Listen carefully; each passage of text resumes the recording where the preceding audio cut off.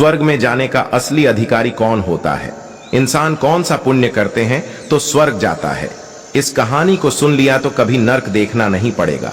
और हाँ, इस पवित्र कथा को आधा अधूरा छोड़कर जाने की गलती मत करना, वरना पाप भी लग सकता है। और हाँ, इस वीडियो को अनादर ना करें। अगर आप श्री कृष्ण और श्री राम का भक्त है तो कमेंट में जय श्री कृष्ण जय श्री राम अवश्य लिखें। एक बार धरती लोक पर 4 व्यक्तियों की मृत्यु एक साथ हुई थी।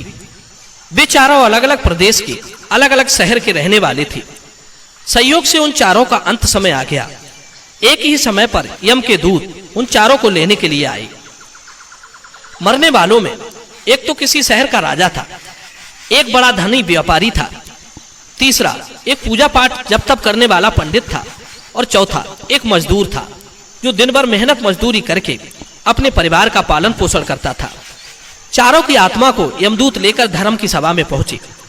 चारों उनके सम्मुख खड़े होकर ये सोच रहे थे कि कौन स्वर्ग में जाएगा और कौन नरक में।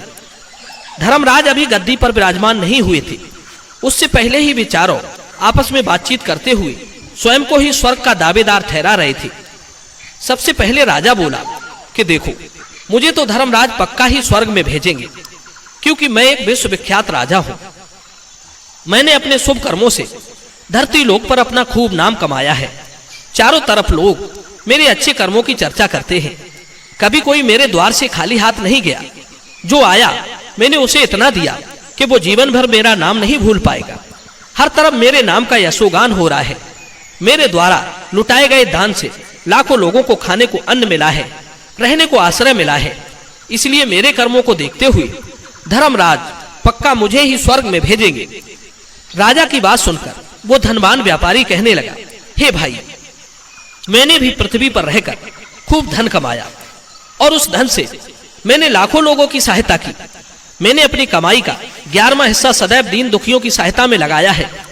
मेरे शुभ कर्म को देखते हुए धर्मराज मुझे ही स्वर्ग में भेजेंगे। ये बात मैं पहले से जानता हूं। व्यापारी की बात सुनते ही पंडित जी कहने लगे, अरे भाई, क्यों व्यर्थ की बातें करते हो। स्वर्ग में जाना कोई आसान काम नहीं है। स्वर्ग में जाने के लिए दान धर्म के साथ साथ जब तक पूजा पाठ भी करना पड़ता है। इसलिए स्वर्ग में प्रस्थान तो हम ही करेंगे, क्योंकि मैंने भगवान का खूब जब तक पूजा पाठ किया है। पूरा जीवन मेरा पूजा आराधना में बीता है। मेरे शुभ कर्मों के कारण मुझे ही धर्मराज स्वर्ग का दरवाजा खोलेंगे। यह बात मैं अच्छी तरह से जानता हूं।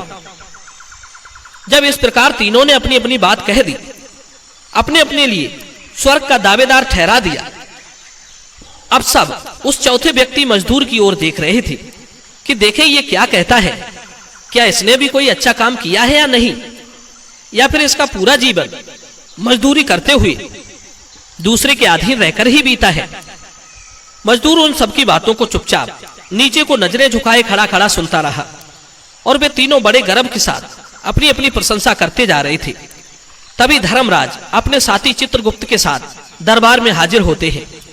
चित्रगुप्त के हाथों में एक मोटी सी किताब थी, जिसमें समस्त प्राणियों के कर्मों का लेखा जोखा लिखा था।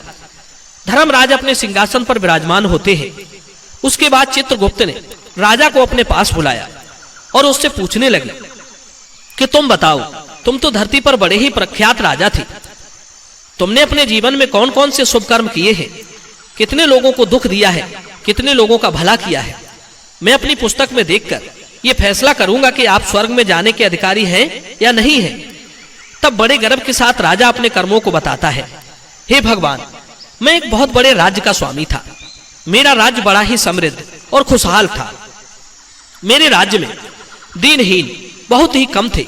सब मेरी छत्र छाया में बड़े आनंद के साथ जीवन यापन कर रहे थे। मैंने अपने राज्य के लोगों को किसी चीज की कमी नहीं होने दी। हर भूखे को भोजन मिलता था। लाखों की धन माया उन्हें रोज दान की जाती थी। प्रजा के लोग मुझसे बहुत खुश रहते थे। दिन रात वे मेरा यशोगान करते थे। यही मेरे जीवन के अच्छे कर्म है। राजा की बात सुनकर चित्रगुप्त ने अपनी पुस्तक में देखा और देखने के बाद राजा से कहा, तुम्हारा कथन सत्य है। सचमुच तुमने अपनी प्रजा को बहुत सुख दिया है, परंतु इसके साथ साथ तुमने अपराध भी बहुत किया है। तुमने अपनी राज्य की सीमा को बढ़ाने के लिए जितने युद्ध लड़े हैं, उन युद्धों में हजारों लाखों की संख्या में सैनिकों ने अपनी जान गंवाई है। उन सबकी मृत्यु का कारण सिर्फ तुम हो।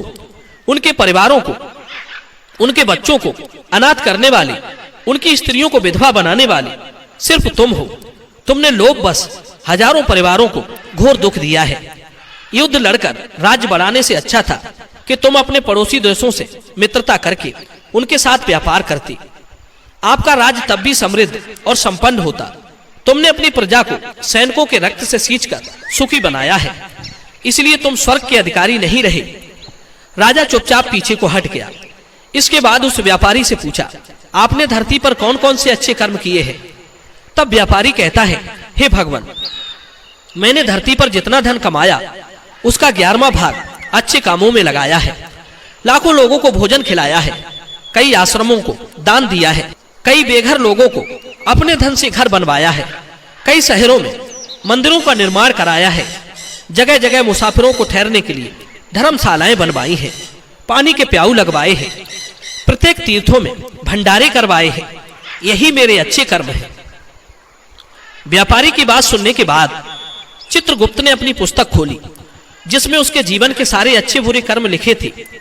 चित्रगुप्त ने बताया कि देखो, तुम जो कहते हो वो सत्य है। तुमने धरती पर खूब दान धर्म किया है, पर तुम्हारा पाप ये है कि तुमने धरती पर जो दान धर्म किया है वो तुमने उस पैसे से किया है जिसको कमाने के लिए तुमने बहुत झूठ बोला है, बहुत ठगी की है, कई चीजों में मिलावट करके बेचा है, नकली चीजों को असली के दामों में बेचा है, कितने व्यापारियों को रास्ते से हटाया है। तुम्हारे इन कर्मों से न जाने कितने लोग बीमार होकर मर गए, कितनों ने आत्महत्या कर ली, कितनों की मेहनत का पैसा तुम्हारे पास आ गया। उन सब लोगों की बद्दुआएं तुम्हारे साथ हैं।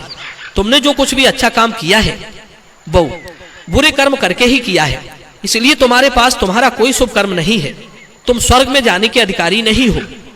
चित्रगुप्त की बात सुनकर व्यापारी भी उदास होकर पीछे हट गया। उसके बाद पंडित जी को बुलाया और पूछने लगे, तुमने अपने जीवन में कौन से अच्छे कर्म किए हैं? तब पंडित जी कहते हैं, हे भगवान, मेरा पुण्य ये है कि मैंने हजारों लोगों को ज्ञान दिया है, हजारों यज्ञों के अनुष्ठानों को संपन्न कराया है, हजारों के घरों में पूजा पाठ कराई है, दिन रात मैंने ईश्वर का जप किया है, हजारों कन्याओं का विवाह कराया है, लाखों पिंडदान श्राद्ध कर्म कराए हैं, अज्ञानियों को मार्ग सुझाया है। इससे ज्यादा शुभ कर्म और क्या हो सकते हैं? तब चित्रगुप्त अपनी पुस्तक में देखकर बताते हैं, हे पंडित जी महाराज, आपका कहना सर्वथा सत्य है। आपने वास्तव में हजारों लोगों को ज्ञान दिया है, लेकिन उस ज्ञान पर स्वयं कभी अमल नहीं किया। आपने सैकड़ों यज्ञ पूजा पाठ अनुष्ठान कराए, पर उनमें निस्वार्थ भाव से किया गया कोई कर्म नहीं था। इसलिए तुम स्वर्ग में जाने के अधिकारी नहीं हो। अब तो उदास होते हुए पंडित जी भी पीछे हट गए।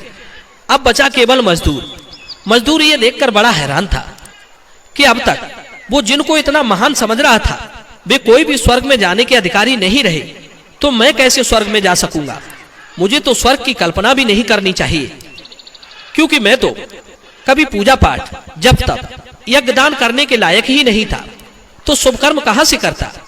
मैं तो मेहनत मजदूरी करके सारे जीवन अपने परिवार को पालता रहा, शुभ कर्म कहां से करता? मजदूर ये सब सोच ही रहा था। इतने में चित्रगुप्त ने उससे भी आवाज लगाई और उससे पूछा, हे मजदूर भाई। और उससे भी पूछा तो मजदूर पहले ही कहने लगा, भगवान, मैंने धरती पर एक गरीब घर में जन्म लिया। यज्ञ दान हवन पूजा पाठ करने के मैं लायक नहीं था। मैं शुभ कर्म कहां से करता? मुझे तो अपने परिवार का भरण पोषण ही कर पाया। मैं जानता हूं भगवान कि मैं स्वर्ग जाने का अधिकारी नहीं हूं। मैंने धरती पर भी नरक भोगा है और यहां भी भोगूंगा, पर मेरी एक हार्दिक इच्छा है, मैं स्वर्ग में तो जा नहीं पाऊंगा। मैं एक बार स्वर्ग को अपनी आंखों से झांक कर देखना चाहता हूं। इससे अधिक मेरी कोई इच्छा नहीं है, क्योंकि मैंने ऐसा कोई काम नहीं किया जो कुछ देर के लिए ही स्वर्ग में पहुंच पाता। गरीबी में पला बड़ा, काम के बाद लोगों की सेवा के लिए मेरे पास समय नहीं रहता। बचा हुआ समय मैं अपने बूढ़े माँ बाप की सेवा में लगा देता था। उनके लिए औषधि पीसता था, उन्हें खिलाता पिलाता था, उनके वस्त्र बदलता था, उन्हें नहलाता धुलाता था। यही मेरी दिनचर्या थी। मुझे तो मंदिर जाने का भी समय नहीं मिल पाया।